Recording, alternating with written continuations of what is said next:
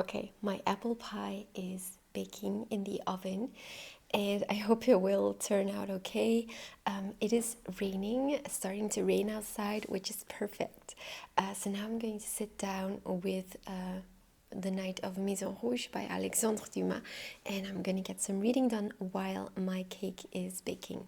I am reading it in the ebook version, so it's on my iPad, and I'm also annotating it digitally. The Night of Maison Rouge is a historical novel, and it is set during the French Revolution. We have this historical setting of Paris in 1793 during the Reign of Terror, where France is in turmoil. The king has already been executed and Queen Marie Antoinette is imprisoned in the temple awaiting her fate. The story follows the mysterious Chevalier de Maison Rouge. He is a royalist knight who leads a secret plot to rescue the queen. We get romantic adventure, political drama, and historical facts.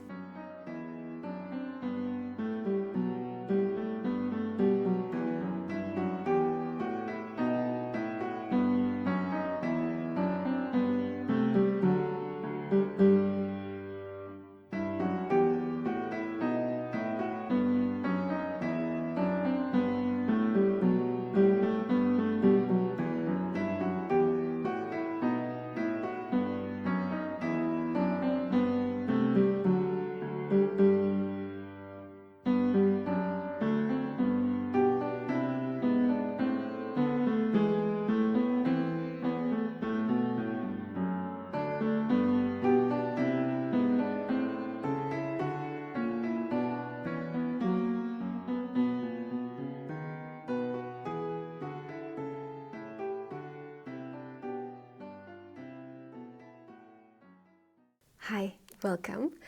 Today I would like to give you some updates on what I have been reading, and I also want to get some things done today. It's almost fall, and the days are getting darker and gloomier here in Belgium.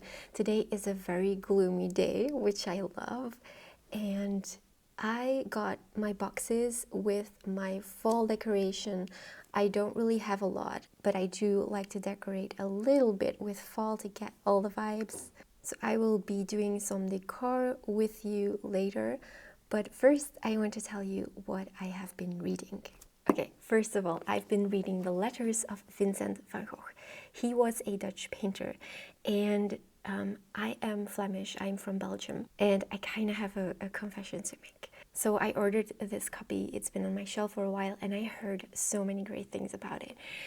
And I started reading it, and there are copies of his actual letters in here, and I was looking at them.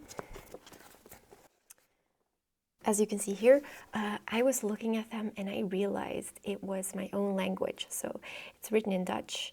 I feel really silly for having ordered a translation of a book that I could have read in the original. Now, I'm not going to switch to a Dutch edition because I already spent money on this, and I do enjoy reading it in English a lot. I already have some tabs here.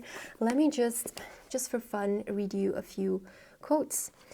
Now, if I would have been reading this in Dutch, I couldn't have quoted it to you. So one of the advantages of reading it in English is that I can quote it to you. He was also very fond of Victor Hugo, and it's really lovely to see because, you know, he's my favorite author. Let me read you a quote. "It is good to love as many things as one can, for therein lies true strength, and those who love much do much and accomplish much. And whatever is done with love is done well." Here's a passage that I also really loved. "I have a more or less irresistible passion for books and the constant need to improve my mind, to study if you like, just as I have a need to eat bread." I can relate to this.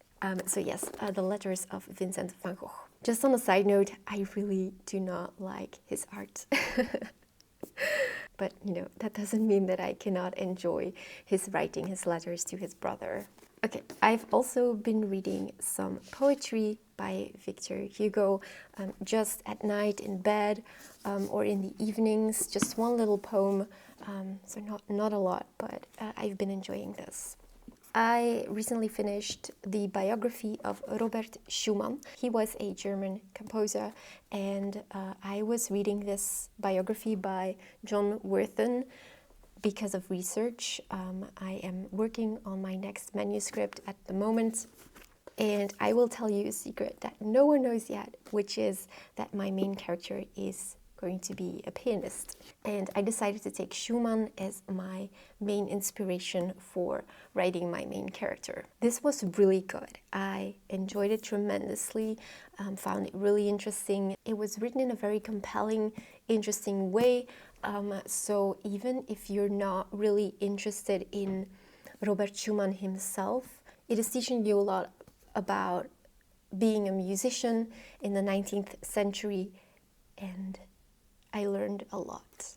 Something that really hasn't changed and that got a little bit under my skin and still does get under my skin is the fact that you need other people, you need connections to get somewhere in life. And if you don't know the right people, then it will be way more difficult for you to get ahead in life. And it's still the same nowadays. And maybe it's even worse nowadays because there are so many musicians. I'm a musician myself, and I find it so difficult to stand out.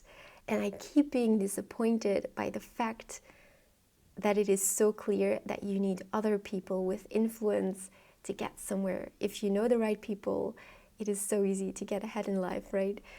And it wasn't different in Schumann's time. If you knew the right people, then it was just an easier road to walk. I've also been reading Leo Tolstoy. I was in the mood for one of his short stories, and I have a box set of Every Man's Library.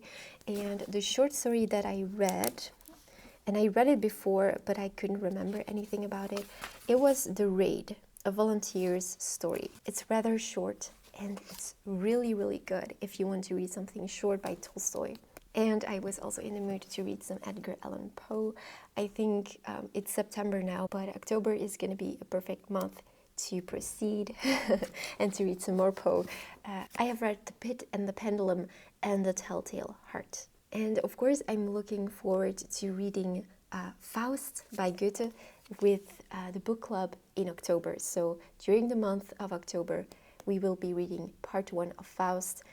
Those who want to continue with part 2 will be able to. I will be opening up a second channel in Discord to discuss part 2 for those who enjoyed part 1. So yes, October is going to be the perfect month to get started with Faust. And I cannot tell you how excited I am to finally read this. Let me see how this starts, because I really don't know. Okay, Night, a high-vaulted, narrow Gothic room. Faust, sitting restlessly at his desk. Well, that's philosophy I've read, and law and medicine, and I fear theology too, from A to Z. Hard studies all that have cost me dear.